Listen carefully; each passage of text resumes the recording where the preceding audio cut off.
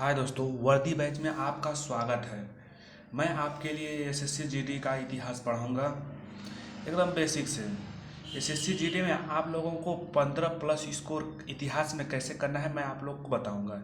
इतिहास में हमें सिर्फ वही वही टॉपिक पढ़ना है जो कि एसएससी जीडी में आने की संभावना है। पूरा इतिहास पढ़ने से कोई फ़ायदा नहीं होता है, तो हमें सिर्फ वही पढ़ना है जो कि एसएससी जीडी में आने की ज़्यादा संभावना है। इस अब वीडियो शुरू करने से पहले यदि आप हमारे नए चैनल पे नए हो और वीडियो पसंद आए तो लाइक करना और सब्सक्राइब करना और बेल आइकन को भी ऑन करना ताकि इसी तरह की वीडियो आपको मिलता रहे। तो आइए हम लोग इतिहास शुरू करते हैं। तो इतिहास के जन्मदाता हम लोग किसे कहते हैं? इतिहास के जन्मदाता हेरोडोटस के कहते हैं। किसे कहते हैं? हेरोडोटस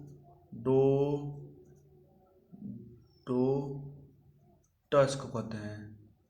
यानी इतिहास के पिता किसे कहते हैं? हेरोडोटस को। तो आइए जानते हैं इतिहास को कितने भागों में बांटा गया है। इतिहास को 3 भागों में बांटा गया है।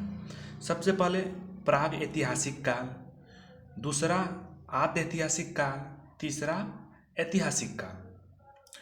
प्राग ऐतिहासिक काल में क्या है? प्राग ऐतिहासिक काल में जो भी चीज मिले हैं वो साक्ष्य हैं।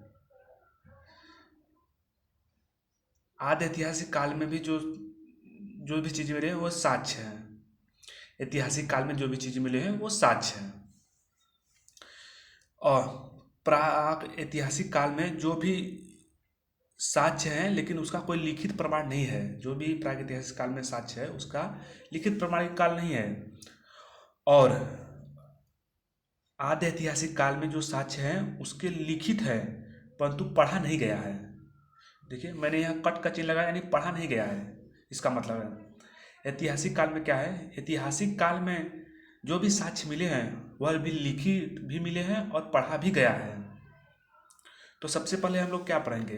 प्राग ऐतिहासिक काल के बारे में पढ़ेंगे और इसके से संबंधित सभी प्रश्नों को भी हम जानेंगे। तो प्राग ऐतिहासिक काल को कितने बांटा गया है? तो प्राग ऐतिहासिक काल को 3 भागों में बांटा गया है, जिसे हम कहते हैं पहला पूरा पाषाण काल, दूसरा मध्य पाषाण काल और तीसरा नवपाषाण काल। पहला पूरा पाषाण काल का समय है 30,000 बीसी से 10,000 बीसी। मध्य पाषाण काल का समय सीमा कितना है? 10,000 बीसी से 4,000 बीसी तक। आप लोग को बता दें कि कभी कभी ये सन पूरा पाषाण काल का समय सीमा भी पूछ लेता है कि कितने कितने के बीच पूरा पाषाण काल था। तो मैं आप लोगों को सजेशन देता हूँ कि ये सन भी आप लोग याद कर लीजिए, ताकि ये जब आप लोगों को सन पूछे तो आप लोग प्रश्न को छोड़े ना।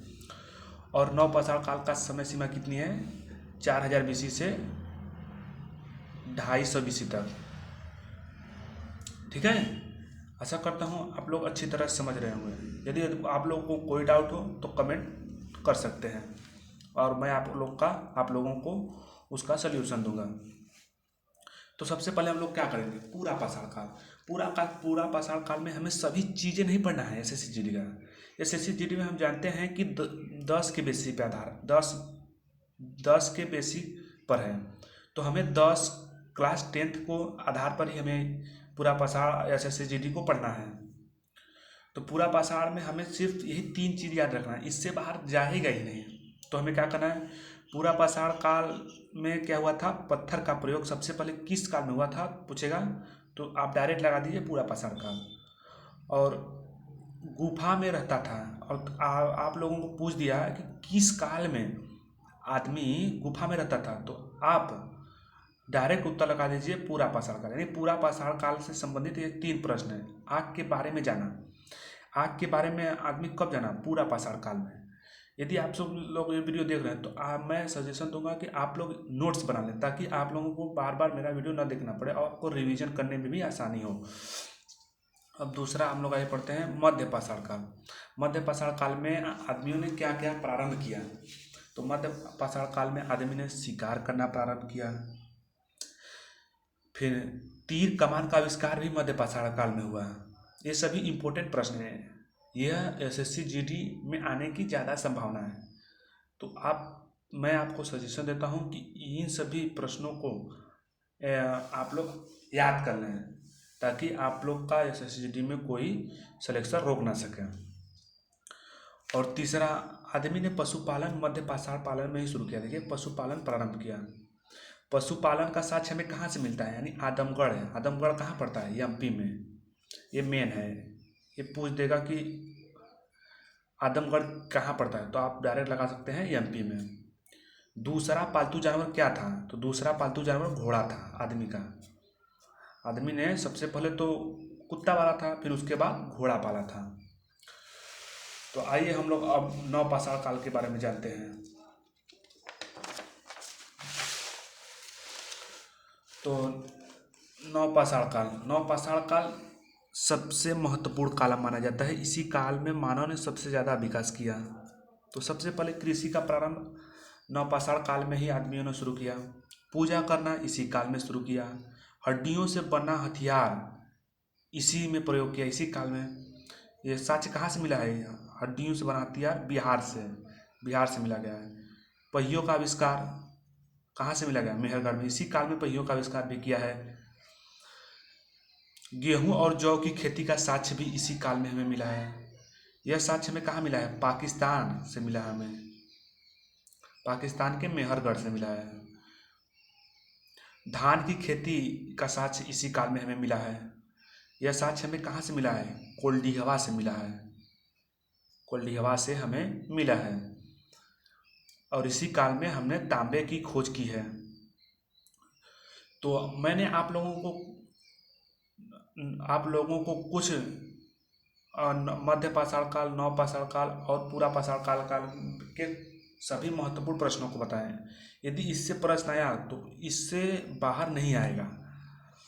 तो आइए हम लोग कुछ महत्वपूर्ण चीज़ें भी जान लेते हैं। तो सबसे पहले मनुष्य कब आया, सबसे पहले मनुष्य आया तो उसका नाम क्या था, उसका नाम था ऑस्ट्रेलोथीनियन था, जो कि साउथ का था। अब हम लोग आए चार्ल्स डार्विन की पुस्तक का क्या नाम था। चार्ल्स डार्विन की, कभी कभी पूछ लेता है कि चार्ल्स डार्विन की पुस्तक का नाम क्या था, तो ओरिजिन ऑफ स्पीसीज, यह सबसे महत्वपूर्ण की पुस्तक थी। और दूसरा डिसेंस ऑफ मैन। तो इसी के साथ इतिहास का पहला भाग इसी पे समाप्त होता है। मिलते हैं इतिहास के एक और नए चैप्टर के साथ, तब तक के लिए जय हिंद।